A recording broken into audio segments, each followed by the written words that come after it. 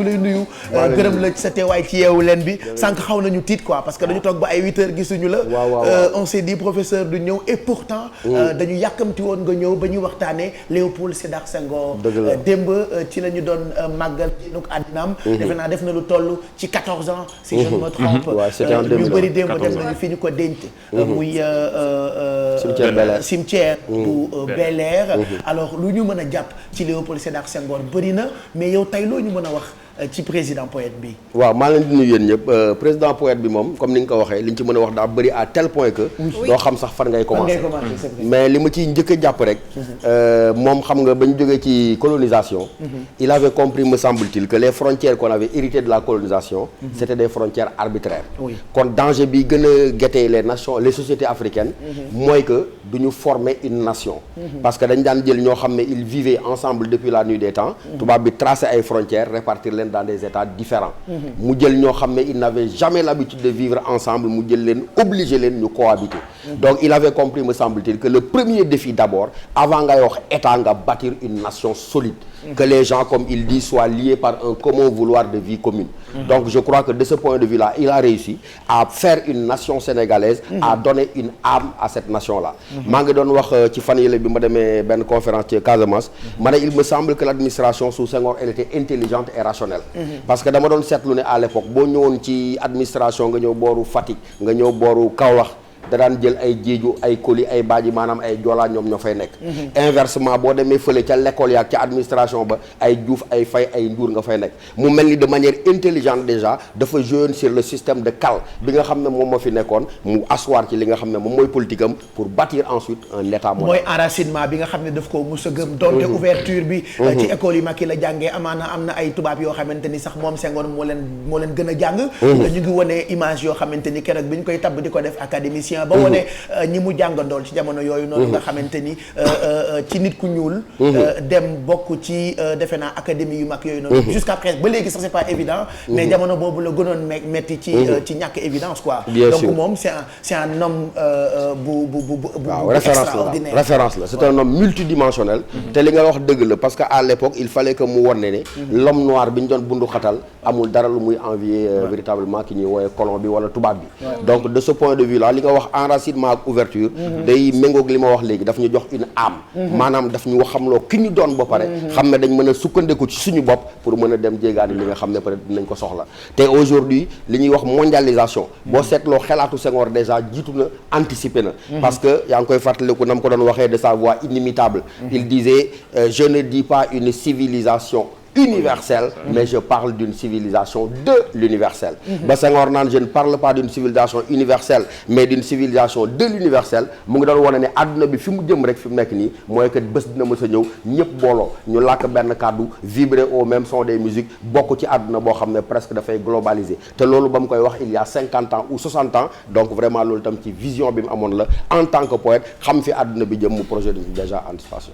Léopold Sédar Senghor je pense qu'on a très envie d'entendre un tout petit peu sa voix parce que bu weesoo ay jàllooreem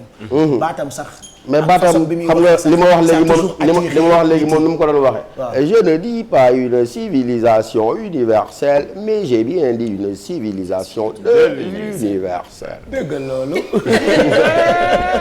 allez avec la production est-ce que rapidement on peut écouter un bout de ce document qu'on a préparé c'est dommage qu'on n'a pas assez de temps pour tout mettre mais nañ ci déglu tuuti ci kanamu professeur Songué la cagne l'esprit de méthode et d'organisation. Par exemple, quand j'ai surmonté la tentative de coup d'État du 17 décembre 1962, j'ai été réveillé à 5 heures du matin. On m'a dit qu'il y avait une délégation des officiers de l'armée nationale. Je suis descendu avec ma constitution et j'ai expliqué aux officiers la constitution sénégalaise pendant 1 heure en faisant appel à leur sens de l'honneur. Et c'est une vertu très sénégalaise. Monsieur le Président, qu'aurez-vous apporté au Sénégal, à l'Afrique, à la France, peut-être au monde, dont vous soyez le plus fier? Moi,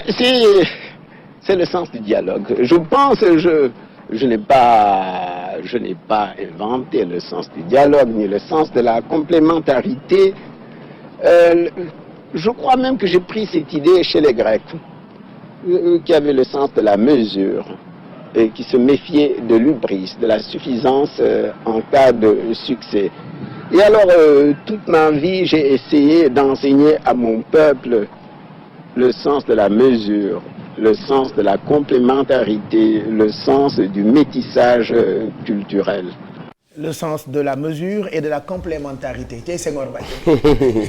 waaw loolu am na solo lool et du métissage culturel. xam nga sànq mu nga doon wax rationalisation. mais ñu ngi fàttaliku bureau organisation et méthode. Parce que Senghor il avait compris que sans méthode sans organisation doo dem fenn. Et donc son combat c'était déjà li ñuy wax fii nii naan état bi dafay defee nii moom xamoon na ne base u état c'est la rationalité c'est l'organisation et c'est la méthode. Maintenant quand il dit métissage culturel ça c'est Senghor lui-même. Oui. Toute sa vie il a compris que l'idée que des peuples puissent s'enfermer sur elles-mêmes est une idée saugrenue. Donc il a combattu pour que en tant que tel peuple yi dialoguer comme il le dit peuple yi ubbeeku ku ci nekk nga dem jël ci li nga war a mën a jël ci sa morom. Mais nee naa la bu ñuy jàngat Senghor dina xaw a métti mais très rapidement comme temps bi dañu tënk mën nañ ko jàng ci ñett la dimension littéraire d'abord la dimension politique ensuite et la dimension culturelle. ci ñett yooyu noonu pour finir ci la bëggoon ñëw dimension de l'homme d'abord au plan littéraire loo ci wax. Au plan littéraire c'est quelqu'un par le biais de la poésie qui a réussi li nga xam ne peut-être ñeneen réussir nañ ko par la musique de leurs armes. Parce que moom dafa gëmoon ne poésie te booy wax poésie dafa doon sukkandiku ci li nga xam ne moom mooy xalam wala moom mooy kora. booy lire le poème am boobu recueil de poème bi da ngay gis chaque fois il dit que m'accompagne koras et balafon. Ça veut donc dire quoi que sur le plan littéraire dafa sukkandiku ci poétique c'est vrai de son univers culturel séeréer de Joal mais également nga gis mu ubbeeku tibb ci Casamance tibb ci feneen pour wane ne nous sommes capables d'une poésie qui ne c'est pas strictement d'essence occidentale mais kenn mënul wax plan littéraire te waxul négritude donte moom forgé wul terme négritude parce que Aimé Césaire moom moo ko njëkk a employé en 1932 ci livre am bu siiw boobu ñuy woowe cahier d'un retour au pays natal mais boo di gisee négritude senghorienne tey boo koy wax xale yi dañuy xaw a ree parce que ñoom mënuñu comprendre enjeu yi nga xam ne moom moo nekkoon à l'époque mais dans un monde où benn baat moo fi amoon mooy baatu nasaraan bi la négritude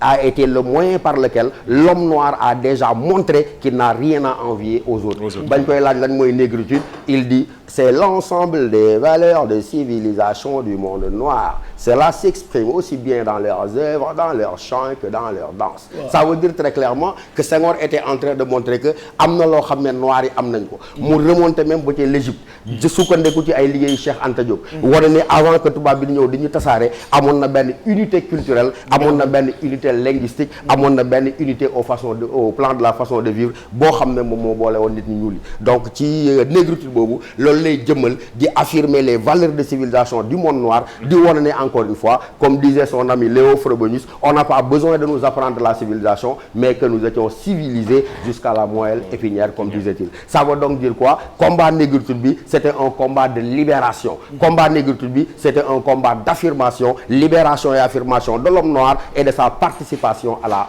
civilisation boo ñëwee maintenant sur le plan politique bon comme nous l'avons dit on a un peu anticipé il a compris que li jiitu du samp état mais samp d'abord une nation fexe ba nga xam ne ñoom ñi fa nekk ñoom dina am lu leen boole lu leen lëkkale loolu Senghor réussir ko à partir de nos valeurs culturelles maa ngi lay jox exemple administration bi tey jii boo demee ca Casamance di nga fekk ay écoles yoo xam ne du censeur au proviseur au balayeur ñëpp fa lañ cosaanoo l'intelligence de Senghor était que day jël ñooñu indi leen Fatick indi leen Sine parce que ñooñu ay kanu séeréer la inversement mu jël Diouf ak Faye yóbbu leen fële donc li ko soxloon mooy bâtir une nation parce que xam na ne tant que lëkkalawuñu tant que amul benn idéal boo ñu boole il sera difficile pour qu'un état sur le plan religieux là il a véritablement réussi sur le plan religieux c'est important sur le plan religieux c'est extrêmement important li ñuy wax ay dialogue islamo-chrétien Senghor tey moom moo ko njëkk a teg parce que déjà moom ba mu ñëwee il avait compris que su fekkee moom mën naa nekk président de la République du Sénégal te à 95% ñu nekk ay jullit moom mu nekk chrétien